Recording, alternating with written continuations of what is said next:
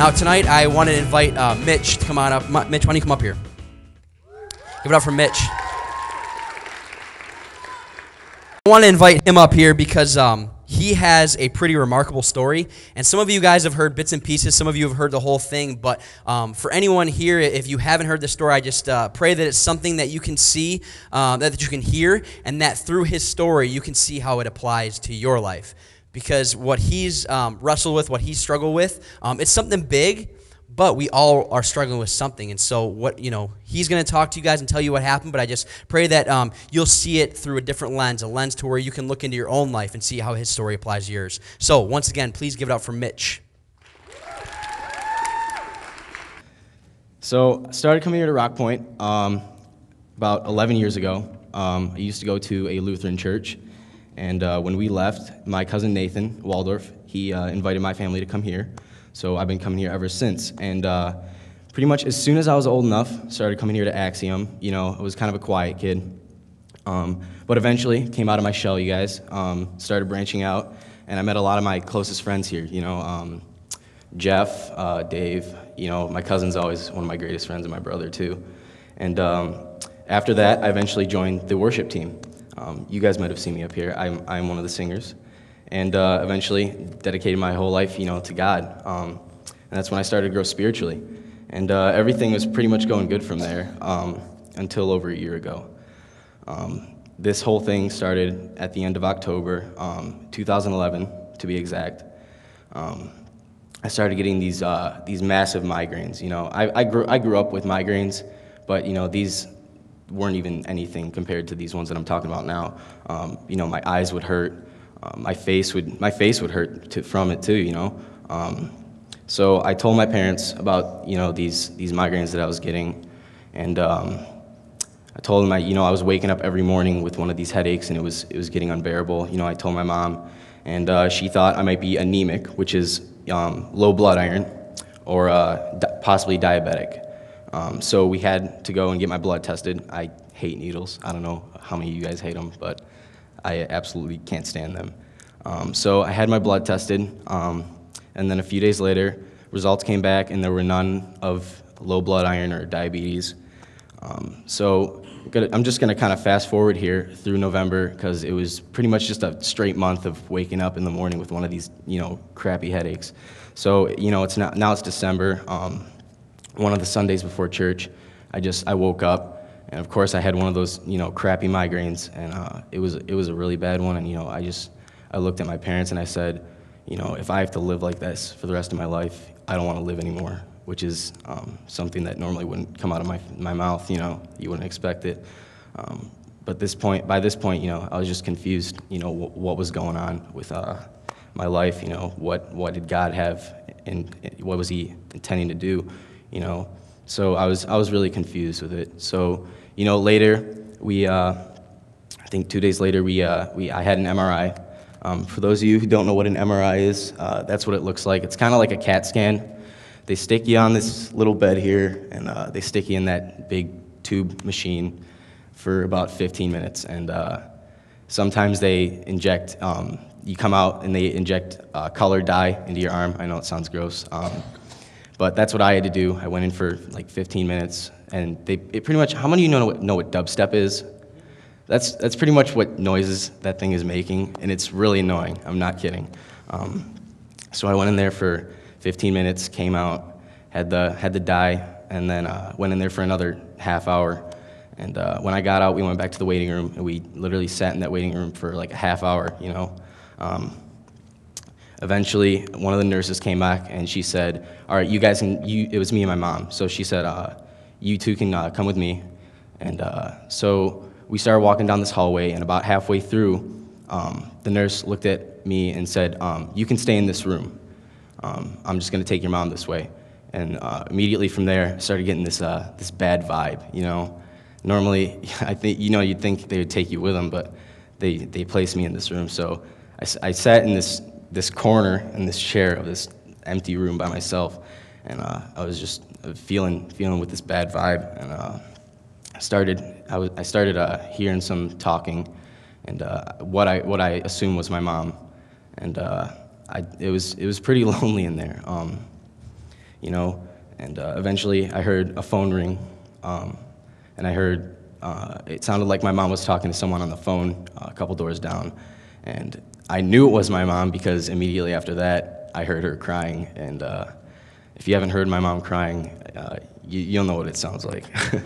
So my bad vibe just got worse after hearing that. And I was sitting in this room, you know, by myself, and my mom came back, and she had red eyes and everything. I was like, oh, crap, you know.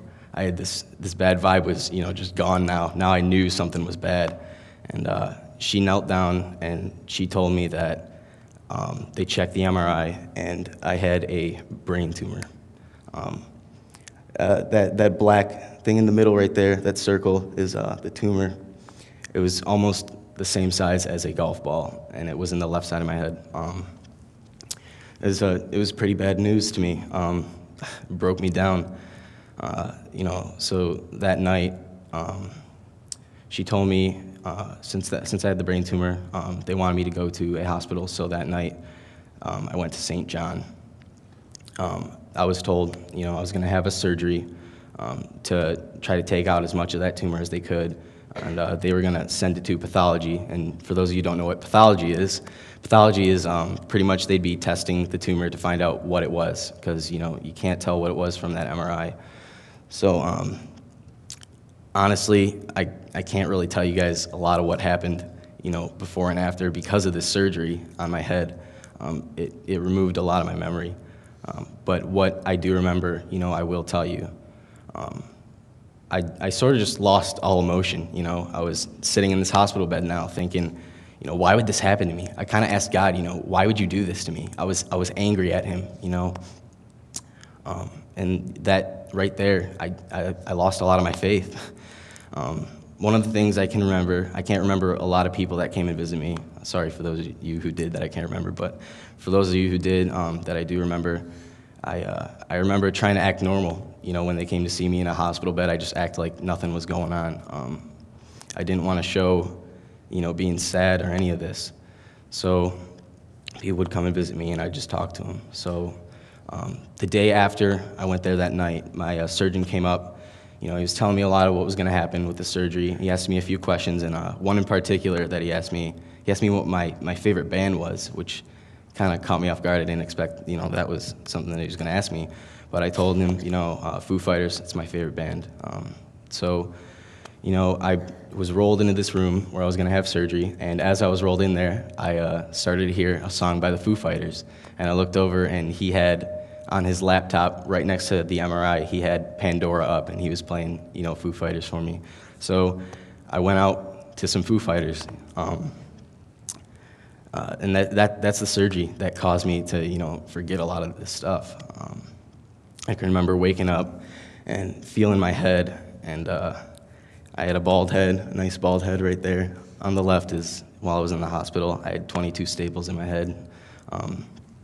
But I had this big gauze pad on my head when I woke up, covering the scar, and I could sense how big it was, considering how much of my head the gauze pad was covering. That's pretty much that.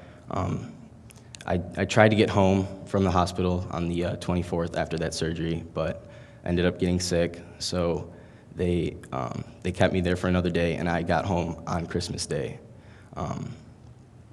It was kind of rough for me, but I was at the same time, you know, glad I got out that early to be able to spend Christmas with my family. And after that, you know, eventually school break was over. Back at school, for my first hour, sitting in there, I had this beanie on. I didn't want anyone to see my head or anything. I didn't really have a smile on my face like I normally did. I was just kind of doing the work, you know, trying to get through the day. And my teacher's phone rang, and she told me to go to the office. My mom had called, and she wants to talk to me. So I got up from my desk, and I was about to get out the door, and right before she said, but she wants you to call her back on your cell phone. That caught me off guard too, because if you go to Stevenson, you know, they don't let you use your cell phone in the office, or for that matter, even in the school in general, unless your teacher's awesome, then he'll let you use it. But so I thought, you know, I was going to get some bad news since they want me to use my cell phone. So I walked down to the office, called my mom up, and instead of hearing what I thought would be, a depressed voice, I heard like a giddy voice from my mom, and she said, "Your surgeon just called, and he told me to tell you right away. After 2 weeks of checking, your tumor and pathology, you don't have cancer." And that kind of, broke me down. I was so happy. I wanted to, I was in the office, so I didn't do any of this stuff, but I wanted to, jump in the air and scream and, laugh. I was so happy. And I gained a lot of my faith back right there. All the faith that I lost, I gained it back and even more. But I want to let you know, it's not just because I didn't have cancer. I want to explain to you guys, the rarity of this tumor that I ended up getting. It's called a meningioma. It's found mainly in those around 40 to 50 years old. I was 16, which is one crazy thing. Second crazy thing, it's found twice as much in women. I'm a guy. So, that's two things right there that automatically, caught me off guard. Less than 5% of these meningiomas are found in teenagers. So I was already right there under 5%, not along with found twice as much in women in the 40 to 50 years old. And even beyond that, less than 1% of these things are found in the ventricle where mine was found. I have another MRI picture up here that it's on the right. Yeah, circle it. That thing right there is the ventricle where it was. It's my left ventricle, and that's right where it was. So these 4 things, that's extremely rare to have one of these for me. I was less than 1% chance of having one of those. That's pretty much why I, gained back my faith. He was there, and he changed, what seemed to be the worst and made it something, 10 times better. So, after all this stuff happened, I would go back every 3 months for another MRI, and after a year of having 3, it would be every 6 months, and after a year of that, every year, and so on. So knowing all that, I was able to go to Guatemala, which was one of the huge things that I've been wanting to do, and it was an awesome thing for me. I got to go on a missions trip out of country, and when I came back, I went back and my surgeon that I met up with told me the tumor hadn't died off like they thought it would, or that they, they thought it, there was a possibility that it would die off, but it didn't. So I had to go into a second surgery. But this time, I wasn't depressed about it. I had no fear. I was confident. I was like, let's go in there, let's do this, right away. I kind of have emotion topics for my tumors. One of them, my first one, is my depression surgery. The second one is my confidence surgery. I was confident to get this thing out of my head. So the rest of the tumor that was there was removed on October 4th, 2012. And right after that, at the end of that same month, they found the tumor was gone, but my brain was filled with some fluid from that surgery, so I had to go in for the third surgery, which I call the angry surgery. I was kind of upset. I was like, yes, I got all this tumor gone. I don't have to have any more of these surgeries. And then right when I was thinking that, I was hit with the third one, and so I was just kind of mad. It was right before the fall retreat, and I was supposed to sing for that, and I wasn't gonna be able to because of this surgery. So that's another one of the things why I was angry about it. So, so it was in November, and they removed the fluid and they placed this thing called a shunt, it's kind of like a tube. Basically, it's a plastic tube, and they put it in between my skull and my brain. I pretty much consider myself a robot now because I have these metal things and all this crazy stuff in my head. But they placed that there in between my skull and my brain. So even though all that stuff happened, I wasn't scared anymore. I mean, I might have been frustrated at times, but I wasn't scared anymore because I had God on my side, and not only that, but I had family and friends on my side. Justin Raju made that little emblem right there. He called me his superhero. So without me knowing, my mom made me some some shirts. She's actually wearing one right now. And on the back is one of the Facebook statuses I made. And even beyond that, there was a little over 20 people after the first surgery who shaved their heads with me. There's some of them right there, little Troy, Jeff, James, a lot of guys, you know, which is, it's great that I had all these people on my side. You guys, you probably think after all this and after saying all this that I'm over this, that it's nothing to me now, but I'm not over it. You know, at times, there's times that I'm scared. I don't know what the future is gonna hold for me, you know? But I do know that God is always gonna be there for me. You know, there's all these positive things that came out of this situation, out of this struggle. My faith grew beyond where I thought it was gonna end. And, you know, I'm able to give this testimony to you guys. And one of the other things is I had the privilege of seeing my brother get baptized, and in his testimony before he got baptized, he talked about me, about my struggle, which I am extremely blessed to hear that. And I was able to help, you know, others who were struggling. Kaylee's mom, you know, she had the same kind of tumor that I did, and so I got to see her, you know, in the hospital. And I got to help her through it too, and it's a blessing. It really is. You know, if I could change any of this that happened, there's no way I would. No way. I would go through 10 more surgeries if I had to. You know, nothing could change the moment. I have one more thing I want to share with you guys. It's this quote out of this book called Grace by Max Lucado. Some of you might have heard of him. It goes, "Have you been changed by grace, shaped by grace, strengthened by grace, emboldened by grace, softened by grace, snatched by the nape of your neck and shaken to your senses by grace? God's grace has a drenching about it, a wildness about it, a white water rip tide turn you upside downness about it. Grace comes after you, it rewires you from insecure to God secure, from regret riddled to better because of it, from afraid to die to ready to fly. Grace is the voice that calls us to change and then gives us the power to pull it off." After my mom read that to me, you know, I realized, you know, I have been changed, I have been strengthened, and I have been shaped by this whole thing. And I continue to be strengthened every day after giving this testimony to you guys. I want to talk to you guys now. You guys may have been in a struggle, you know. It might not be, you know, something like mine. It could be, you know, you're moving from your home that you've been in your whole life.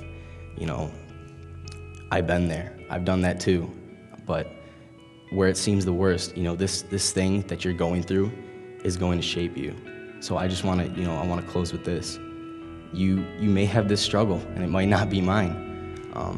It could be far from it. But He's going to be there to help you, and He will shape your life. My name is Mitch, and that's my story.